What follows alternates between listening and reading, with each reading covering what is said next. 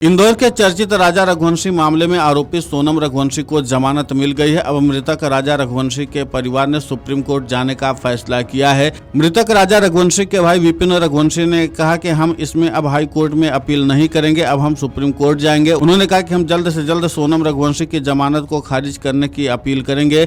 वहीं राजा रघुवंशी केस में बचाव पक्ष के वकील एस थापा कहते हैं, कोर्ट ने कल फैसला सुनाया। राज्य की अपील इस आधार पर खारिज कर दी गई कि उनकी याचिका में जो तर्क दिया गया था वो सीआरपीसी की धारा 482 के तहत अपर्याप्त था। इस धारा के तहत कोर्ट के पास अंतर्निहित शक्तियां होती हैं, इसलिए याचिका खारिज कर दी गई। वे सुप्रीम कोर्ट में अपील दायर कर सकते हैं। इस पूरे मामले की जानकारी देते हुए बचाव पक्ष के वकील एस थापा ने और क्या कुछ कहा है, आप खुद सुनिए उन्हीं की जुबानी।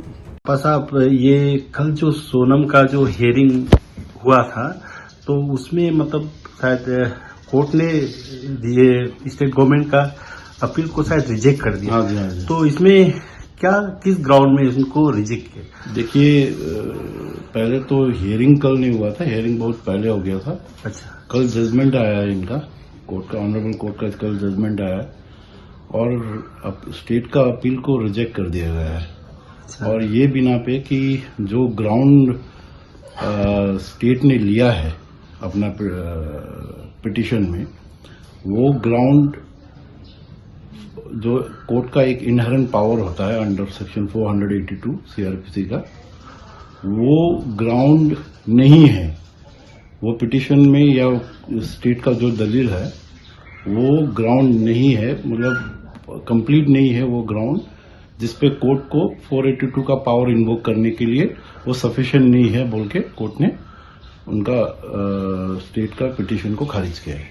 अच्छा, तो इसके खिलाफ क्या मतलब फिर भी स्टेट गवर्नमेंट अपील कर सकते हैं? वो डायरेक्ट सुप्रीम कोर्ट में कर सकते हैं और कहीं नहीं कर सकते। अच्छा, इसके अलावा ये हाई कोर्ट में नहीं होगा, सुप्रीम नहीं। कोर्ट में होगा। तो आपको क्या लगता है कि स्टेट गवर्नमेंट क्या फिर अपील कर सकती है? देखिए, अभी वो तो उनके प्रेरोगेटिव है, वो करना चाहते हैं तो करेंगे। अच्छा, इसमें अभी हम लोग कुछ नहीं कह पाएंगे।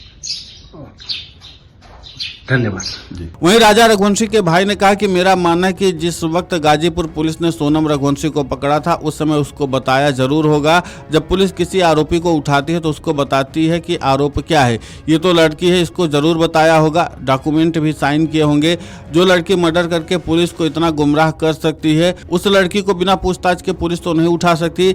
इसमें कहीं न कहीं पेपर का हेरफेर हुआ है, पुलिस से इतनी बड़ी चूक नहीं हुई होगी।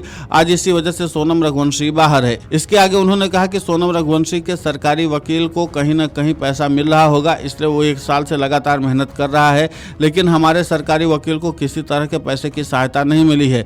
इसी कारण हमें लग रहा है कि वकील साहब वहां पर कुछ नहीं बोल पा रहे हैं। मेघालय हाई कोर्ट ने सोनम रघुवंशी को निचली अदालत द्वारा दी गई जमानत को बरकरार रखा। न्यायमूर्ति डब्ल्यू डिंगदोह की एकल पीठ ने राज्य सरकार को आपराधिक याचिका को खारिज कर दिया, जिसमें 27 अप्रैल को निचली अदालत द्वारा दी गई जमानत रद्द करने का अनुरोध किया था। न्यायमूर्ति डिंगदोह ने कहा कि गिरफ्तारी का आधार तैयार करने का तरीका न्यायिक विवेक के पूर्ण अभाव को दर्शाता है। अदालत ने स्पष्ट कहा कि गिरफ्तारी का आधार बिना किसी सोच विचार के तैयार किया गया।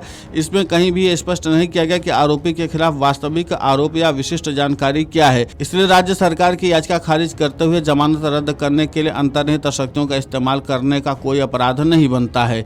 Video desk amarujala.com।